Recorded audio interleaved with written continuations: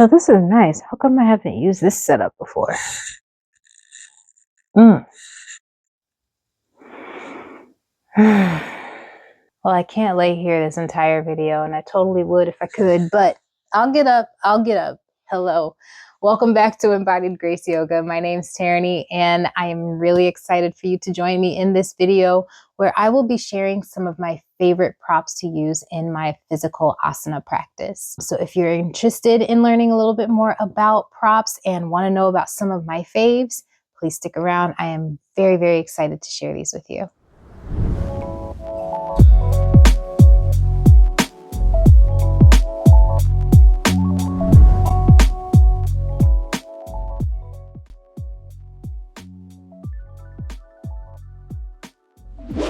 So I want to start this out by letting you know, first and foremost, with a disclaimer, props get a bad rep. And it's because it's been said a lot that props are technically for beginners, or if you are trying to advance in your practice, you don't need props. But I beg to differ. I think props are not just for support, but they're also to add a little extra challenge as well. And I'll have another video getting a little bit more into that.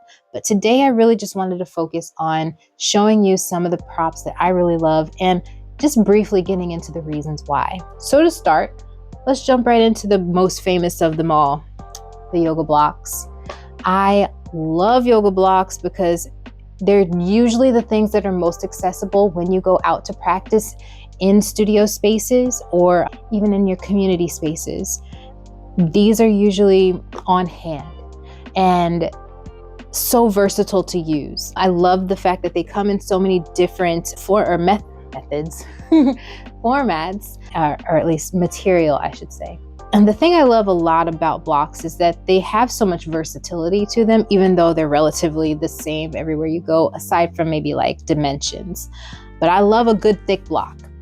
And some of my favorite materials for them to be made out of are the thick, dense foam, but the foam is still a little squishy, so it's really nice for those days where your joints need a little bit of extra love and attention. But on those days where you need something super sturdy and firm, a cork block is great for that. So I love the both of these for those particular reasons of them having the different textures to them, but also they serve different purposes. Sometimes when I'm wanting to add a little extra oomph to my physical practice, I love to use the sturdy block to make it a little bit more tactile for me. And what I mean by that is not only just the rigidity of it, I'll stand on it. I love to use my cork blocks to take me off the ground in a forward fold so that I can reach a little further for the ground. So typically I would have two, so I'd have one for each foot, but I'll try to demonstrate with just one, but essentially standing on the block and taking it down to reach so I can really dangle. Because if you notice, my arms are on the long side, my legs not so much. And I apologize if the mic is really hot, but when I want to just dangle, ragdoll isn't always easy for me, and I will have to cross my arms. That doesn't always feel great on my shoulders, so I just like to let my arms hang.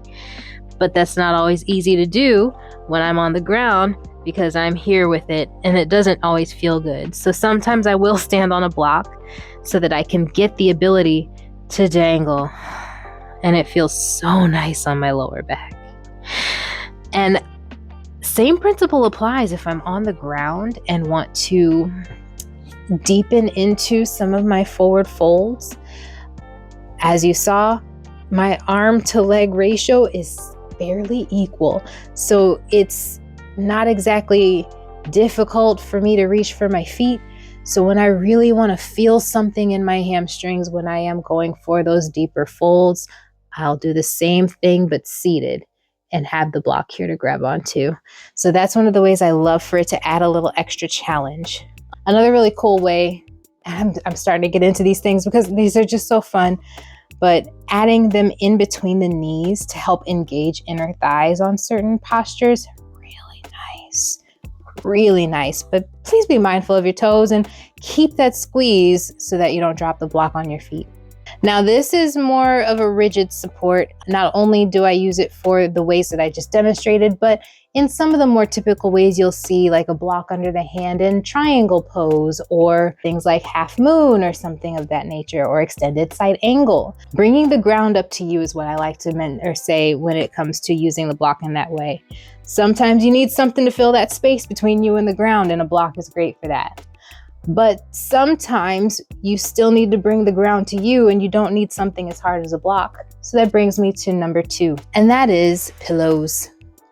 Pillows are my number 2 favorite prop. Hi, pillows. These are always going to be around when I am in more of a restorative yoga mood or a yin yoga mood. And this is a neck pillow that I got from Aldi for less than like $10. And it's beautiful to use under my neck for Shavasana, or anytime that I am reclined and needing a little extra support to the back of my neck. But I'm a side sleeper, so this one gets some attention and love from me every night because it's necessary. And then up next in the pillow category, I have my body pillow. It's folded right now, so this long bad boy is great for me to use because sometimes I like a soft support when I am in some of those more restful practices. So I don't always want a rigid support of a bolster, which I'll get into next. But I'll either wrap or roll it up like this and create a nice little soft roll, or I'll just fold it in half to make it even softer, but still have a lot of surface area to cover for my torso or anywhere else that I'm using my body on it. It's just so comfortable and it's comforting. But like I mentioned, third would be that bolster right here. This is probably one of my favorite purchases. I technically purchased this for a client that I was working with, but it's become one of my favorites to use for myself. Yeah, it is a very dense, thick, sturdy boy. And I love to use it for when I do need more firm support, but it has more give than a block would. So if I am taking a child's pose and I want something super sturdy underneath me, this is my favorite to use. Now, bolsters do come in a lot of different varieties as well. They aren't always this thick and dense. Some of them are as soft as the pillows behind me, or somewhere in between if you're looking for that, mama bear Goldilocks perfection. But I'm a papa bear. I like it thick. So still on the softer side of things is a blanket, number 4. I love having a blanket nearby, especially because, like I mentioned, I do really enjoy a restful practice. So I will use the blanket in many different ways. Of course, the typical way that a blanket is used to keep you warm while you're lying down. A lot of these restful practices that I'm in require you to be in a posture for several minutes, just holding that posture for a while. So you're not necessarily building heat like you would in a vinyasa class or even a hatha class. But in a more restful practice, you're stagnant, sitting still, and your body is not creating its own energy or heat unless you're allowing your breath to do that for you. So it's nice to have a blanket to add that extra layer of warmth. But it also gives you that practice of pratyahara. And if you watched my 8 limbs intro video, which I will link here in this video, you'll know that pratyahara is referencing the withdrawal of senses or pulling yourself out of too much sensory input. So a blanket's a nice way to just kind of dampen all of that outside stimuli going on so that you can really practice, pulling things internally. But again, just like with the pillows and the pillows and the bolster, this can be used to fill space as well. So if you need to bring the ground to you, you can also roll this up or fold it up however you need, so it now becomes something like a bolster to give you that soft support. Now, I don't have a link for this for you because this is a quilt that my grandmother made for me. So I'm so sorry you can't have this. 5th on my list of favorites is the quintessential yoga strap. And this is just your everyday typical strap that you should see in most studios. This one is a D-ring buckle where you will loop it through, pull it through, and create the ability to adjust the size of your loop. Or adjust the size of the tail however you want to see it, or you can just let it be completely free and one long strap. I love to use these in those practices where things are just not moving the way they want to. And even though my arm to leg ratio is fairly close, there are days where it's just not happening for me. So I love to use a strap to help me reach for the things that I can't reach. So I love to use this as the example, Paschimottanasana, or seated forward fold, where I'm grabbing onto the reins and holding, or grabbing onto the reins and pulling. It's one of my faves. I also love using this in some fairly unorthodox ways. I've been known to give myself adjustments by using the strap, and what I'll do is when this is looped, I will loop it around myself and then around my feet so that I can pull the loop or pull on the slack to tighten the loop so that I am now locked into this position and can hold the posture for a while. I love holding postures for a good long time, like at least 10 breaths. So it's really awesome to have this here when I'm practicing by myself and don't have someone to assist me and hold me in place. This is a really nice way to use this because these types of straps are very, I guess, on the rigid side. So if you could consider them in reference to the block versus a bolster, these are like the block. They're a lot more firm. They don't really move around. They don't have a lot of give, but sometimes you might want a little give. And up next for me on that is number 6 is a resistance band. This is not typical for you to find in a yoga studio. This is just something that I have here at my home. And I love to use this in place of a strap when I don't necessarily need the firmness of a strap. I like this because it has that give, that flexibility, gives me that grace to be able to not necessarily be stuck in something, but I can really move around with this, but it still serves that same purpose of extending my reach around things or holding me in place sometimes, but not so rigidly. And then finally, in this category of things to extend is this type of resistance band. This one is kind of like a hybrid of these two, where it has give, but it's firm give. And I'm not necessarily binding myself in this, but I like to use this on those moments where I don't necessarily need a ton of assistance reaching, but could use a little help and don't necessarily want to go for it so hard. This is nice because it still has that give, but still gives me the length that I need. So this is totally dependent on the ratio of your arm to leg or however else you're liking to use it, because you can use straps for other purposes. Like I said, I love being a little unorthodox with it.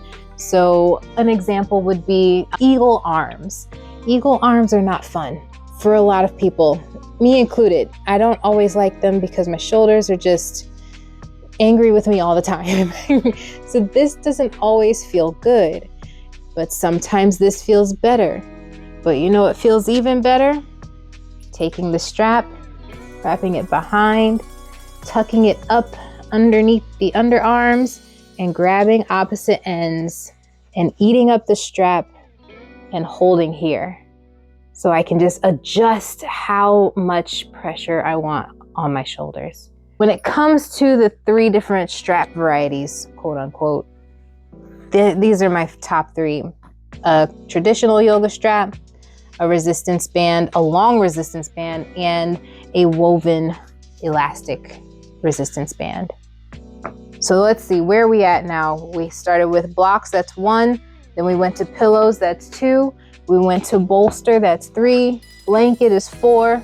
Strap is 5. Resistance band 6. Other resistance band 7. We are up to number 8. And number 8 of my favorite yoga props to use is the mat itself. So let's clear out some space real quick so I can show you what I mean. Sometimes you aren't going to have access to these things, and that happens when you're practicing outdoors, or maybe you are practicing in a studio space or a community space that doesn't have props. You can still support yourself with the things that you have. So if you came with a mat or you were borrowing a mat, you can still use it. Great example, when you're on your hands and knees or in downward facing dog, I really love to fold up the ends of the mat to create additional cushion. So if I am on hands and knees and I need a little extra support to my wrists, I'll fold this up maybe once, maybe even twice. So that way I have that extra cushion that I need to relieve the pressure off. Same goes for if I need it underneath my ankles, as you can see in the back. I also love to use it when I am in things like lizard pose, or when you're down on one knee, one foot maybe forward, one foot maybe back, roll up the side, create an extra cushion so that your knee has a little extra love to it, because sometimes even if you have the thickest of the mats, the knee is going to find that hardest point. So it's nice to give it a little extra cushion by folding the mat in. So that is the way that I love to use the mat as a prop, and it is my number 8 favorite. Number 9, however, let's get some more stuff out of the way. Number 9 is behind all the pillows. Here we have a yoga wheel. Now, this is not something you will likely see in many yoga studio spaces. And this was definitely a splurge gift for myself. I saw how folks were using it at one point and I thought it was cool, but I really knew I needed it for releasing a lot of pressure in my spine and opening up my chest. Back bends are not my favorite at all. And this prop right here helped me appreciate them more. I won't say love them more, but appreciate them more. So what I like to do with it is take a seat, bring it up to my lower back, and slowly roll back and let my head tip back and just hold here. Sometimes I'll hear some Rice Krispies in my spine, and sometimes I'll just take a really deep sigh because, oh man, did I need this, and let my arms relax. And I'm tempted to stay here because this feels really, really good right now. So if you do sit in a chair for a long time, or you're standing for a long time and you notice that your posture is starting to go this way instead of this way, this is a really nice prop to use. But if you don't have one of these, you know what's a great alternative?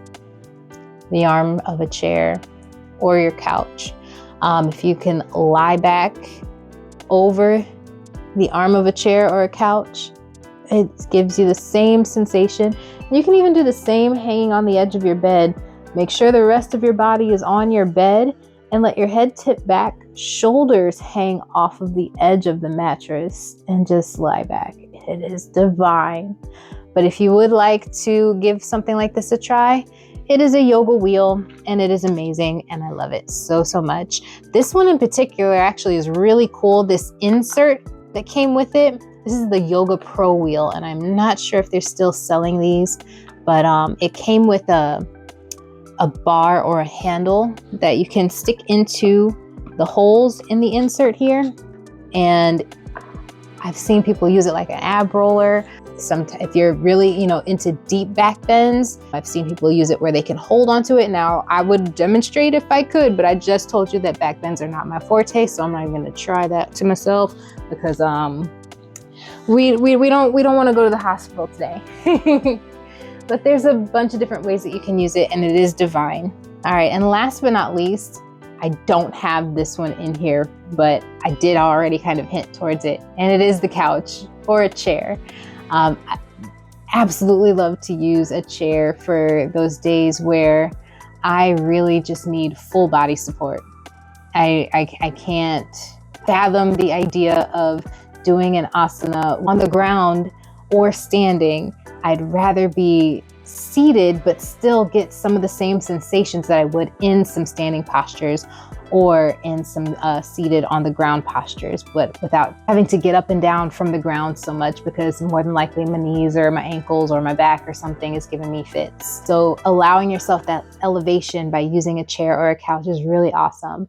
And I'll be providing you with some chair yoga or even couch yoga videos so you can see exactly what I mean about the type of support that you'll get. But it's really nice to have. So even if you're not using like an armchair or a couch, you can still use a folding chair or even your office chair. If it's a swivel chair, however, I do recommend you practice caution. So that is all I have for you today. I really, really hope you enjoyed taking this tour around all of the different props that I love to use in my own personal practice. And I am excited to be providing you with videos to show you how you can start using them in your own practice.